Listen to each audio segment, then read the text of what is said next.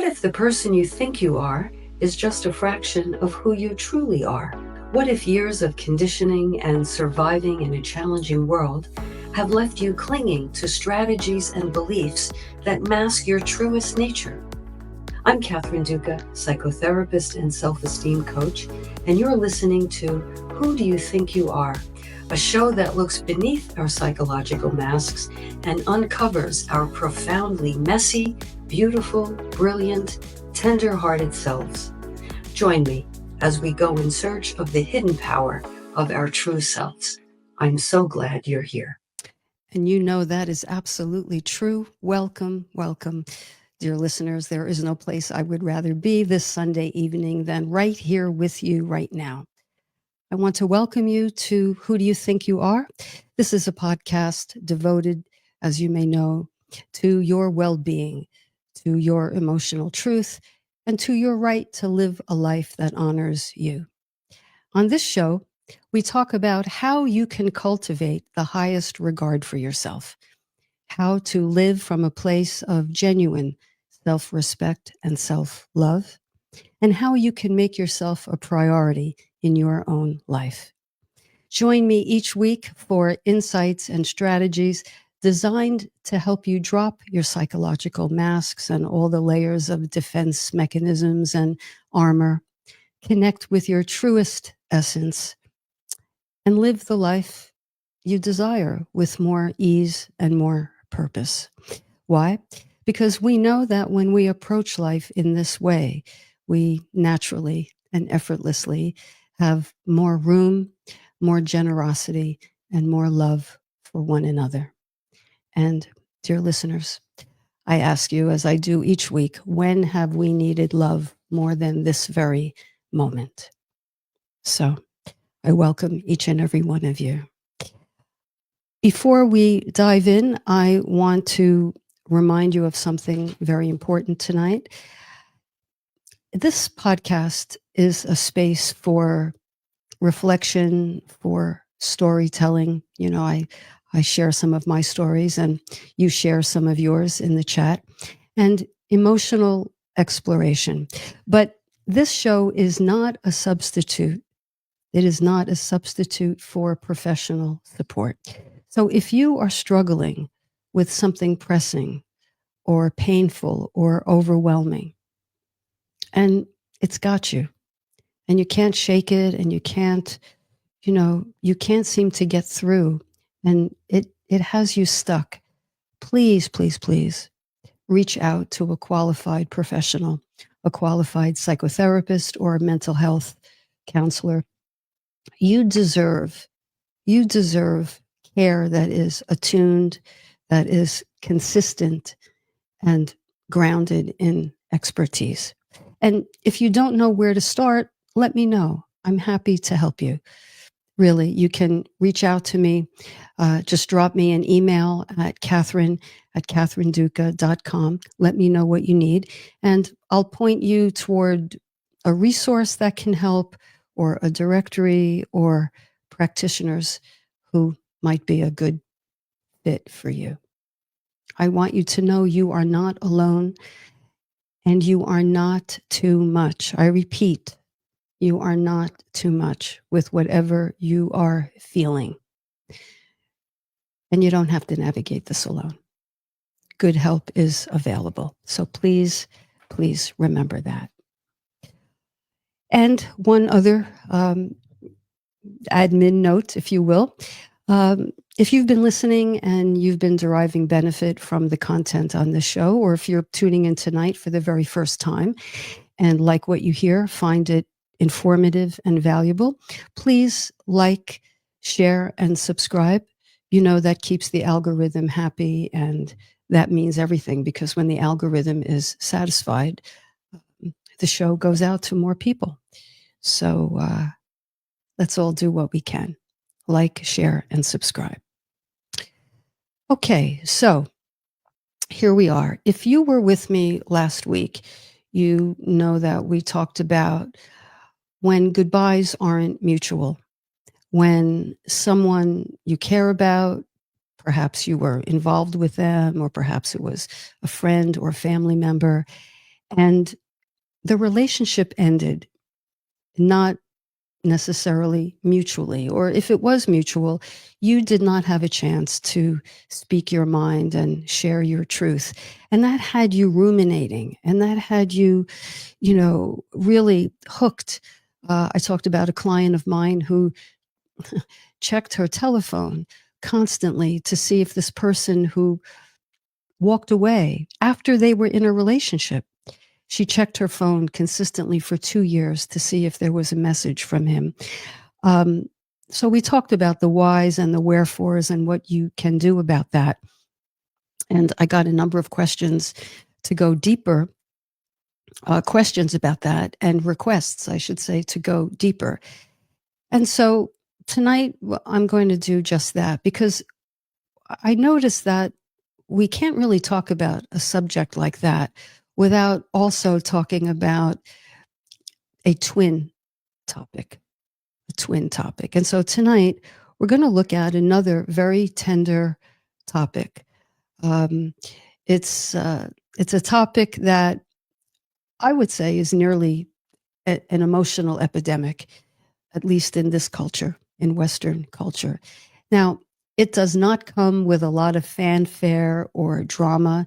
In fact, most of us don't even realize we're doing this thing.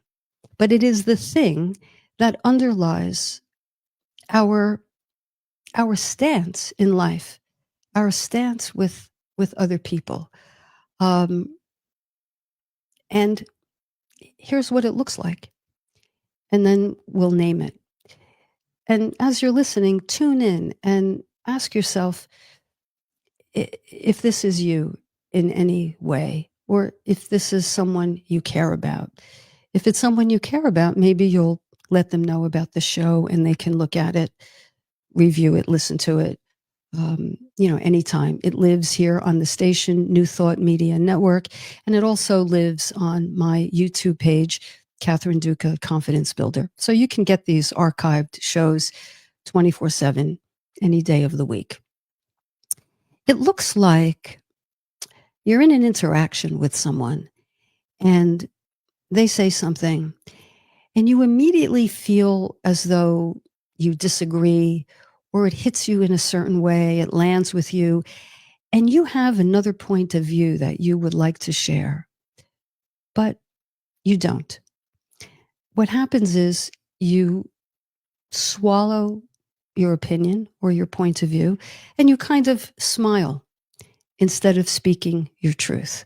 Or you say yes often, too often, when you don't want to say yes, when you mean no, but somehow yes rolls off your tongue. Or you stay silent to avoid conflict or discord. You act as if everything is okay, but really inwardly you might feel as though you're at odds with yourself, or things are unraveling. You might volunteer for something, right? Do you ever do that? Someone asks you for something, or you're in a group and your hand automatically flies up. It's as though it has a mind of its own. I'll do it. I'll show up. How many times have we done that? Even when you are exhausted, even when your tank is on E. I'll do it. So acting, behaving, speaking in a way that is completely contrary to what you may be feeling in any given moment, this behavior has a name. There's terminology for this, and it's called self-abandonment. Self-abandonment. Now, that is a very heavy term, don't you think? Self-abandonment. But it applies.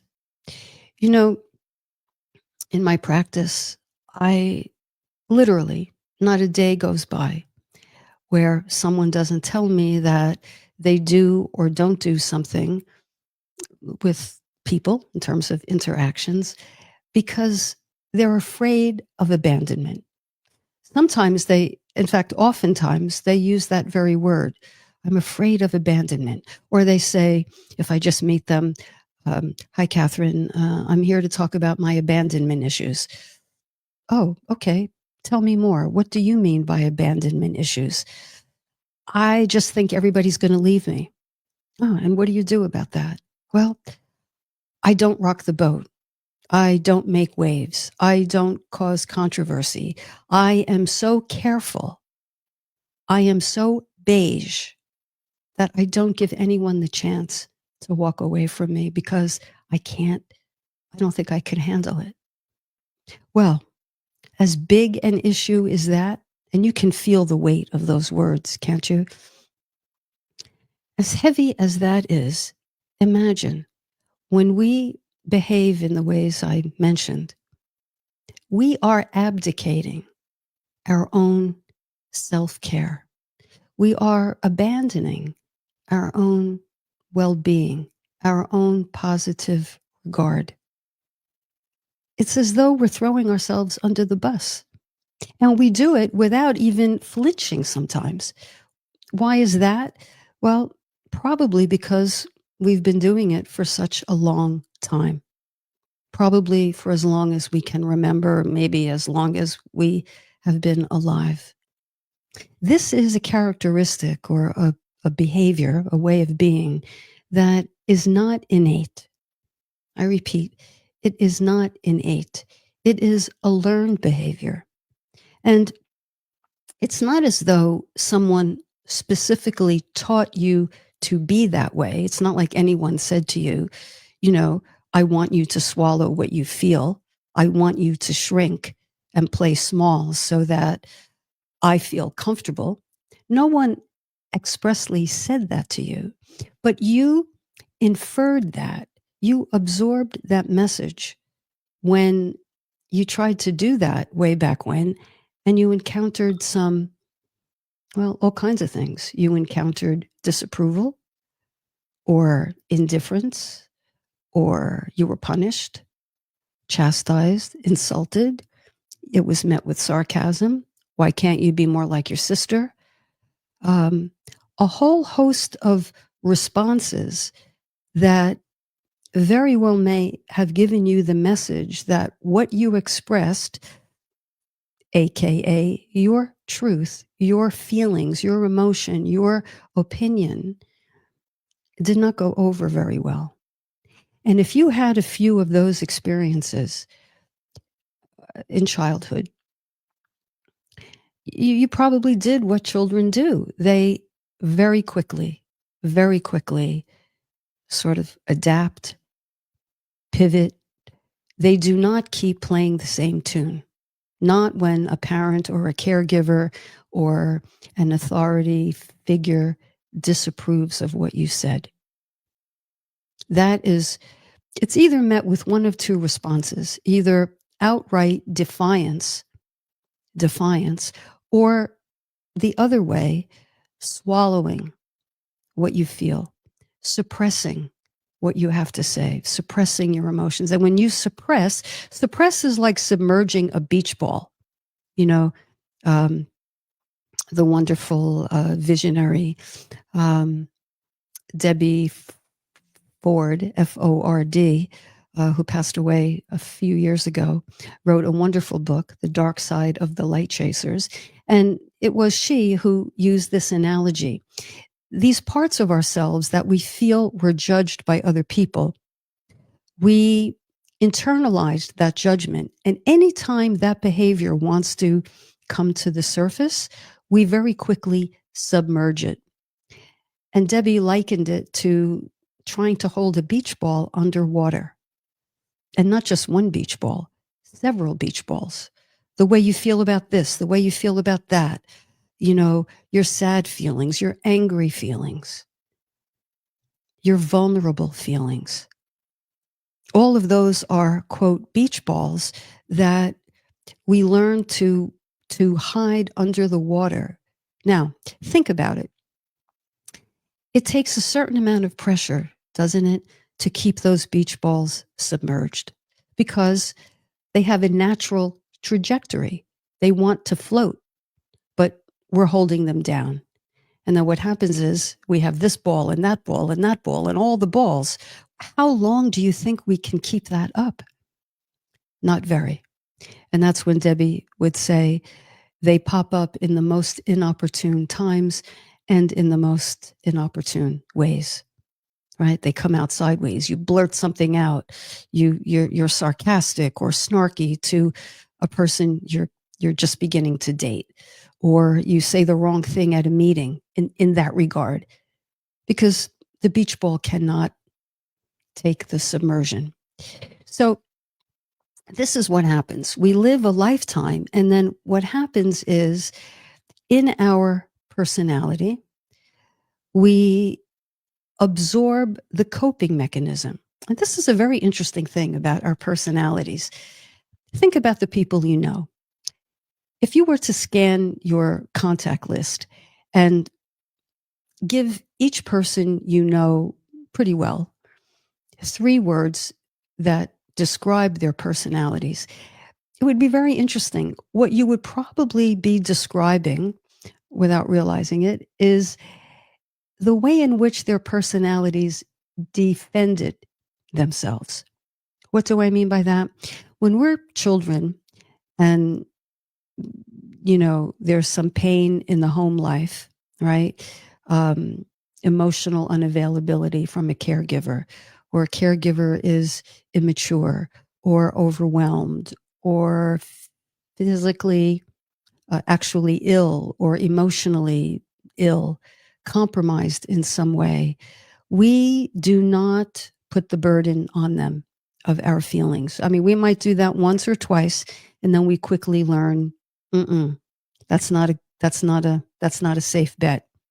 So we internalize all these feelings, and our personality coalesces really around these primary ways in which we defended ourselves. Now, they're not, please hear me, these coping strategies are not negative.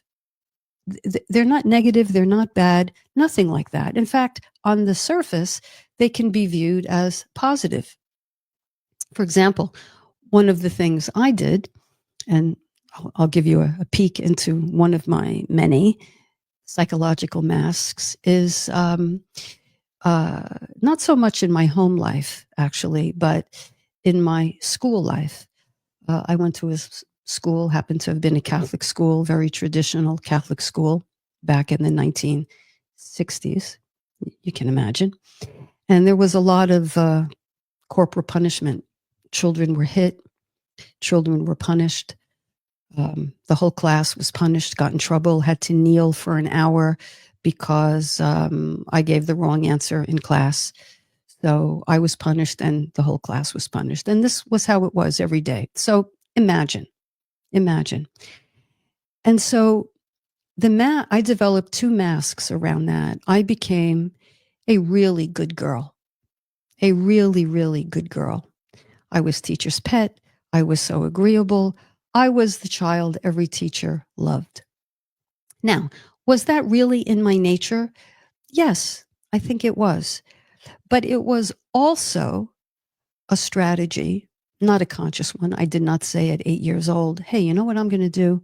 I'm going to create the psychological mask. No, children don't have the ability to articulate that, but it's an automatic defense mechanism where I became a good girl so that I could be beyond reproach. I made sure I got good grades so that I would be praised. You see, yes, I was probably a smart child. I mean, I was a smart child, but I put some spin on that ball. I strategically wanted to be a smart child so that I would be praised instead of punished. And I became, in my later years, I would say high school, I became kind of a class clown. I would have to say, not an annoying class clown, I don't think, but I was a very comical kid. And I think I was clever and witty. And I think people liked my humor. And it's still with me today. And it's a quality that I really like about myself. But I know that, again, part of my unconscious agenda was to use my humor to deflect my pain. You know, I lightened up the way I felt inside with being comedic. And although I was really humorous, my big reason for being that way was to defend against how frightened I felt at school, because I felt I might be next. I might be humiliated, and I was. But I was always trying to, you know, deal with that in my own mind. So I became someone who did not challenge authority. I did not talk back, even though I had very strong opinions. I just had this veneer about myself that I'm easygoing. I'm la-di-da. I go with the flow. All the while, I had this undercurrent of very strong, very deep emotions within.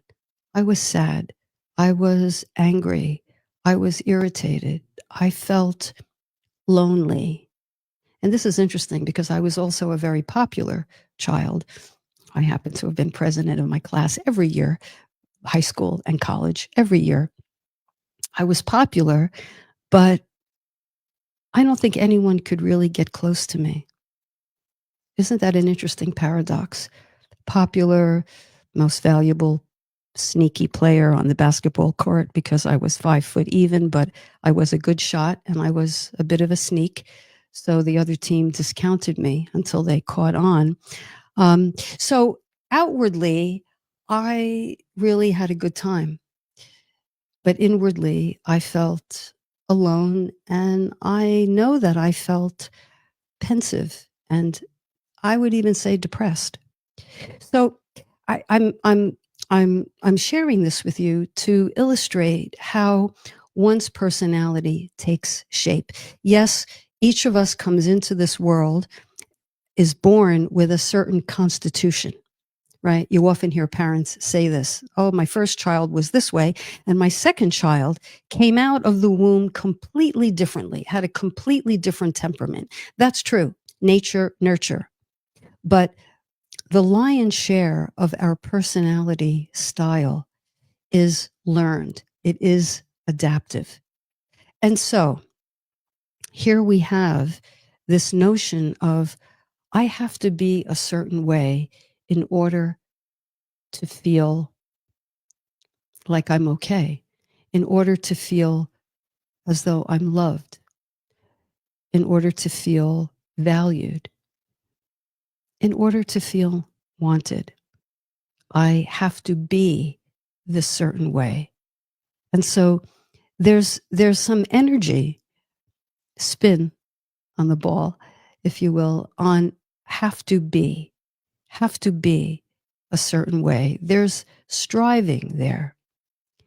And so striving can look like an outwardly directed behavior, be a certain way outwardly, or it can be the complete opposite. And I think self-abandonment is most often wrapped in this internal expression where one goes mute, one freezes, one cannot find one's own needs. Because here's the thing, and really it comes down to our caregivers. And I want to emphasize, I am not indicting any caregiver, not at all. For this conversation, I am merely concentrating on the cause and effect of certain kinds of parenting styles. And if one had a parent who really didn't let you as a child, here's a word, more terminology, differentiate, then that's very likely where the problem comes in. And I'm just going to give a quick commercial on differentiation. And then we're going to go to a break because this is a mouthful. But differentiation is very important because when, as adults, we can't express ourselves, meaning we can't go contrary to someone. We can't assert ourselves. We can't say we disagree. We can't say the steak is too well done. May I send this back and have another? You don't want to ruffle anybody's feathers. And of course, examples that go well beyond that, right? It's when we can't say, I feel hurt by what you said. I feel angry with what you said. I feel really sad by how you handled something or how you responded to what I said. I won't. Well, it's I won't and I can't because I won't go up against you, contradict you, because I may not feel like I have the autonomous right to do that. And that probably likely stems from a caregiver who didn't allow you to differentiate, who saw you as an extension of their happiness rather than a person in your own right. In your own right. Now, children have to be raised, of course, with age appropriate limits. But within those limits, at each developmental stage, the child has to have choice. If the child is told what to do or never told what to do, because it can go two ways. A parent can be overly controlling or can be emotionally absent. Those two extremes leave a child, and this is so critically important, and this pertains to so many people who come into my practice. It can leave a child without a certain type of foundation that in adulthood looks like, I don't know what my rights are. The only right I know I have is the right to make you happy, the right to please you, the right to comfort you. I don't have any rights of my own. So the worst thing, I mean, really, the worst thing you can say to someone in that position is be yourself. Be yourself. Do whatever you need to do. Can you hear how a person in that position might take that in? Because if this is how it went in childhood, and it did for so many of us, then you don't know what your needs are. You do not know what your needs are. And the worst thing someone can call you is needy. Needy. Needy is a 4-letter word because you got by doing things yourself. You handled your own emotions. You swallowed your own feelings. You took a licking. You kept on ticking, kind of thing. And you just grew yourself up alone in a certain way. So when this is really the the underpinning of your your childhood, you as a child will likely grow into an adult who in relationships, on the one hand, prides yourself on being easygoing, go with the flow, make no demands on people. But really what's happening is you're kind of disappearing from yourself. You're the very thing you're afraid the other person will do to you, which is abandon you, is the very thing, how ironic, the very thing many of us do to ourselves when we allow ourselves to live in this space. Now, we allow ourselves to live in this space because we didn't even know it was a space. We just thought, oh, this is how I do life. Do you see? Do you see? Let me know if you're in the chat or if you have access to the chat. Let me know how this is landing. if this resonates, if this stirs you, or if you have any questions about it. I do see some people are entering the chat. Gosh, that was a mouthful, right? That was a mouthful. So for anyone who is not looking for a deep conversation tonight, I think you have to change the channel because this is kind of deep, isn't it? So why don't we do this? Let's take a break, digest, get something to drink, take the dog out for a walk, and meet me back here in a few minutes. And we'll talk about, I'll go to the chat, see what you think. I'm very interested in your point of view and your experiences. And then I'll share some things that you can begin to consider to start to. This is not an overnight switch. This is not, and I'll tell you, if anybody claims that it is, I don't know. I don't know what they're thinking.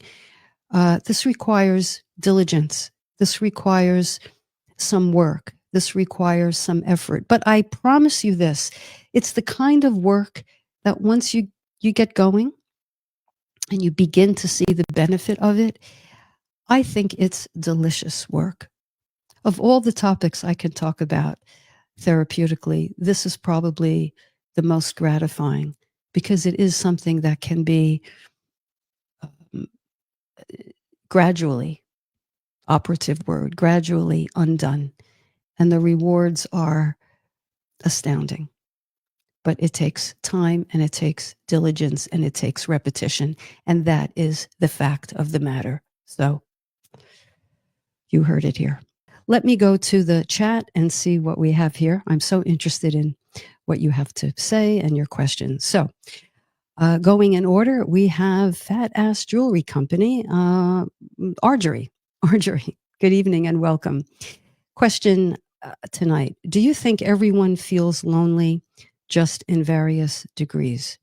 Do you think everyone feels lonely just in various degrees? Well, I don't know that I want to answer that in the yes or no as much as to say, I think there's a correlation between the more masks we wear, the more walls and shields and cover-ups we have over our authentic self that may be so buried we don't even know what our true self is.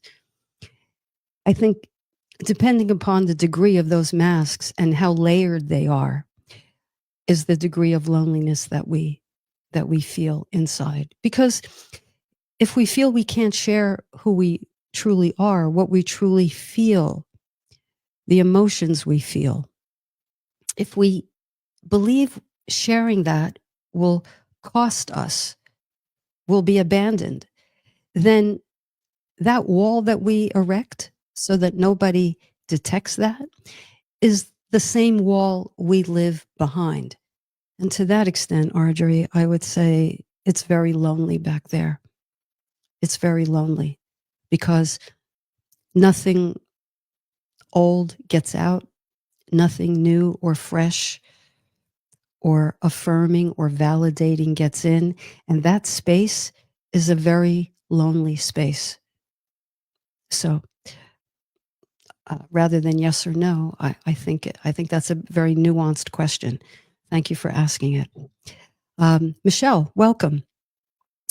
I spent years using humor to deflect away from my deepest emotions, also feeling deep isolation, not truly connecting on the level I longed for. Well, there you go. You're answering Argery's question. The defense mechanism is humor. That doesn't mean you're not really, really funny, okay? But it means the origin of that trait may have largely been to keep your deepest, most painful emotions at bay. And of course, what can only come of that is isolation on the level at which you're hiding. That's the only way it can go. And the connecting on the level that you longed for. You know, when people say, take this program, do this work, attend that webinar, whatever, live the life of your dreams. Well, I don't know. I think the life of your dreams is a life where you feel connected to others, right? Michelle, it's exactly what you're saying here. It, connecting is the stuff that life's joy is made of. Sharing, and you can't share yourself unless you're willing to your full self, unless you're willing to be vulnerable. And that's where it gets interesting, because that sort of folds back on itself. I'm afraid to be vulnerable because I was like that a few decades ago and it didn't go well. And I was ridiculed or laughed at or ignored. So I'm not doing that anytime soon. So the question becomes, if we're afraid of being vulnerable, how do we then be vulnerable? Okay, hold on. I'll get to that. Janine, welcome. Good to see you. I have a hard time recognizing when I'm abandoning myself until damage has been done to my self-esteem. I have a hard time recognizing when I'm abandoning myself until the damage has been done to my self-esteem. So I have a few journal prompts or thought prompts for yourself. And I was going to wait for later, but let me include them now. If we all ask ourselves, when did I first learn that it was safer to abandon myself than to risk rejection? That may open up an emotional doorway inside. What parts of me have I silenced to be loved? In other words, if we wait until we're in the conversation to claim our truth, if self-abandonment is our thing, it's not going to happen. We have to do the prep work today, tonight, right now, because we don't have time to waste. So you can't leave it to be quick on your feet in the moment. It requires this introspection and reflection. And wow, so Kathy's talking about leaving myself and being so pleasing to others that I'm willing to displease myself. And that's so habitual, I don't even recognize I'm doing it. Well, the time is now to stop and ask myself, what boundaries have I been afraid to set and why? And what no am I afraid to say and why? And what would it mean to choose myself in this moment? Because here's the thing, this self-abandonment response happens so instantaneously that, it's Janine, you're saying it like it is. It happens before we can even catch on. It's automatic. So by asking these questions here, when there is no risk of abandonment because you're just talking to yourself, you can begin to get a handle. You can begin to get insight. And then, and this is the crash course, very crash coursey right now, you can begin to encourage yourself to, the next time when you're in a moment, the next time when you're noticing you're smiling and nodding agreeably when that's the last thing you want to do, in that moment, you can pause. A split second, pause. And in that pause, you can quickly ask yourself, because you've been in this conversation, what's my truth right now? What's my truth? I don't know what my truth is. I'm too scared right now. Okay, that's fine, because you're starting. But if you can learn to insert those pauses and then extend them 1 second, 2 seconds, 3 seconds long, I promise you something very interesting happens there. It's almost a can't miss. You begin to have a little more objectivity because you're not automatically closing that gap of your truth and pleasing the other person. You're widening that gap in 2 seconds. What is it that I really want to say? Because I'm aware my body doesn't want to agree. But look, my mouth is ready to agree and say something, pleasing. The more you practice rehearsing, stretching that moment, stretching the pause. That's in that tiny micro experiment. That's where you can take the first step toward undoing this process. Now, as I say all the time, my clients always say, but Kathy, what can I do? What can I do? Well, before there is doing, there must be understanding. And so this conversation, and maybe you want to re-listen to this podcast again, listen, read the transcript of it, because you have to slow down the automation. Yellow blinker,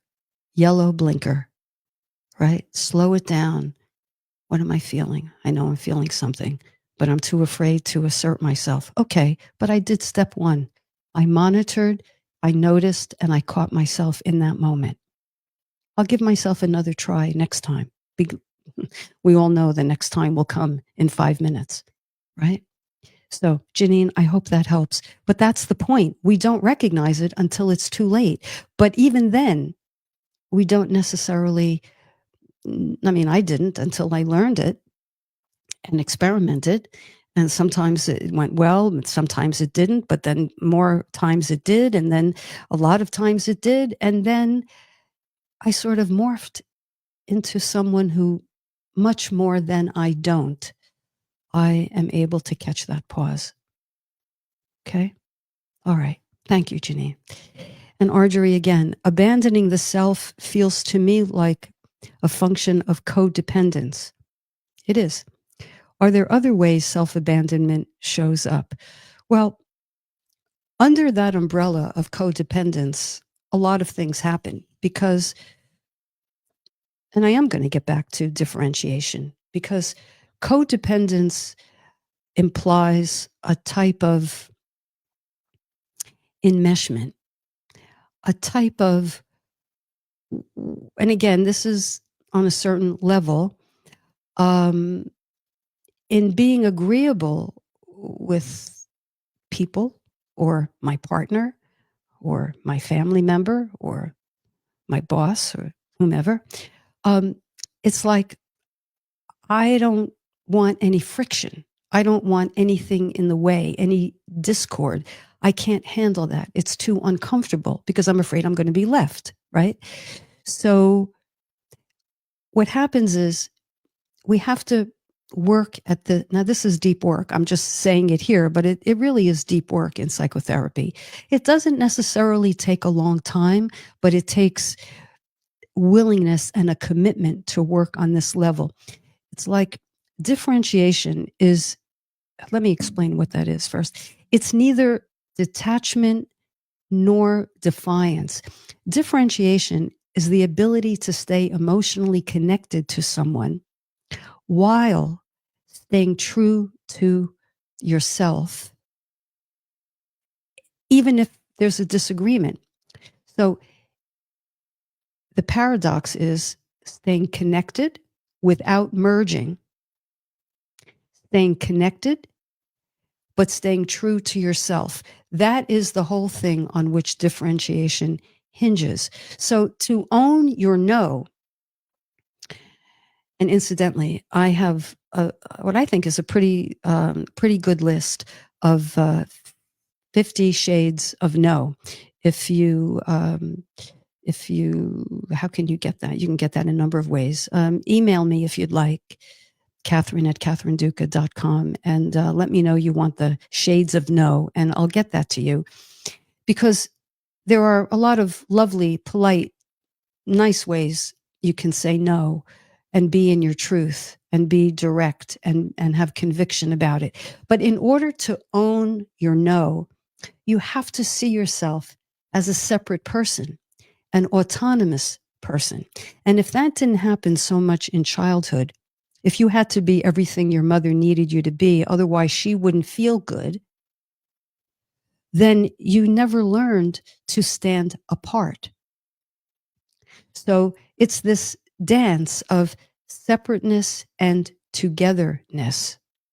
So it's holding your perspective without needing other people to agree. It's setting boundaries without necessarily destroying the connection or severing the connection. You see, some people say, well, then just F it. I'll just cut her off. There may be a time and a place to do that, but not usually. Not usually, but if you don't know how to set the boundary because you haven't been able to own your no, because you haven't felt like a separate, autonomous, independent person, it's going to be very hard to do. Very hard to do. So, step one is to differentiate yourself and have this thing in your head to choose self respect over approval. And here's the good news. I'll just tie it up with a bow here. The good news is we are not that kid. We are not that dependent child, that 8-year-old, that 12-year-old, that 16-year-old. We're not trapped in our parents' home. Okay? Because that was the thing. That's what separates being an adult with psychological maturity and being a child. A child is dependent for its survival. And so the child is not going to risk that very thing. But as an adult, you have your own car keys. You have your own apartment. You can come and go. You're not dependent as you once were. And that needs to be absorbed. So I'm going to, in the time we have, and I never have enough time. Incidentally, I'm thinking about putting together an intensive program working on this very topic. I've already started doing that. I'm going to probably announce it next week. But for now, here's something you can do tonight. Tonight. I did this just maybe 2 weeks ago. It's called mirror work. You can do this tonight. You can, when the podcast ends, you can do this after you wash your face. Okay? Mirror work. You look into your own eyes in the mirror. You don't observe. You're not a spectator. You look into your own eyes and you say, looking deeply, I see you. I see you. I'm sorry you were left all that time ago. I'm sorry. And connect with yourself. This is how you will either begin or you will deepen your sense of differentiation. And of course, your sense of self-compassion. And I'm sorry they left. And I'm sorry that I left. I'm sorry I left you to try to get all the approval you could because you thought you'd be okay if you had enough of that. I'm sorry I left you to your own notion that if you had enough likes, you'd be loved. I'm sorry. I'm sorry. You see, who do you think you are? Who you think you are, someone who needs approval and validation from the outside, is not who you really are. Who you really are is a kid in an adult body who needs to hear from your higher self, from your higher consciousness. I see you. I get you. And I'm sorry. And I love you. And I'm here now. And that starts to both dislodge the estrangement that you may feel from yourself, and it starts to integrate. You bring this child to you psychologically, metaphorically. You bring the child to you and you embrace that part of you that has held the loneliness, the self-esteem hits, the belief that she wasn't all that. And you give that to yourself tonight when you wash your face. I did this the other night. I'll tell you, it was powerful. It was really powerful. And for me, I'll tell you what happened. I I was really intense. I mean, I didn't plan it. I caught my gaze in the mirror, and then I leaned in, and I found myself having this exact conversation. And I'll tell you what happened for me. I mean, it's going to be different for everyone, but I began to smile. I began to smile at myself. And I'll tell you the truth, it was the warmest, most beautiful. It makes me emotional now thinking about it. It was a beautiful moment I had with myself. And I think that moment is waiting there for you too. So, mirror work. There's so much more wonderful aspects to this. But as always, the clock on the wall is telling me that I have to wind down. So listen, let's all make a concerted effort to be aware that we've done the very thing we're most terrified of. We've abdicated ourselves. We've left ourselves behind. We've vanished. We don't have to do that anymore. We did it, and it probably served us back then, and let's thank ourselves for coming up with that invention. But now let's consider and work toward something that serves us even better. Authenticity, genuineness, positive self-regard, autonomy, independence, a differentiated self that is both connected to and able to stand apart at the same time.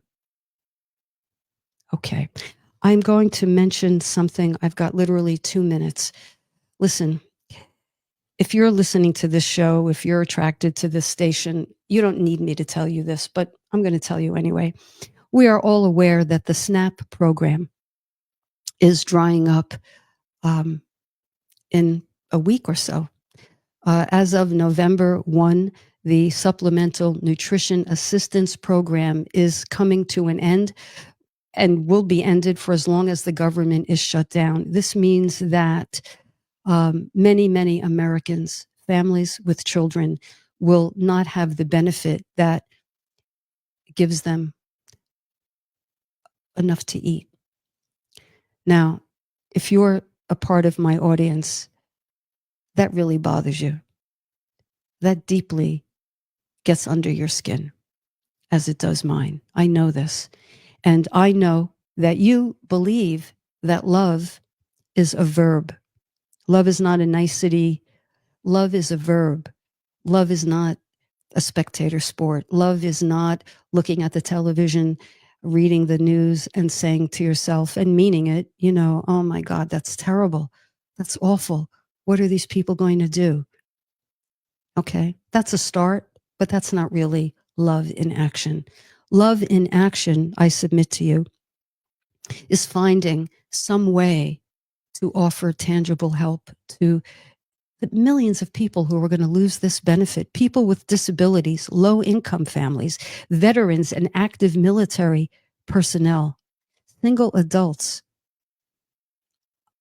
who are food insecure, which is a nice way of saying hungry.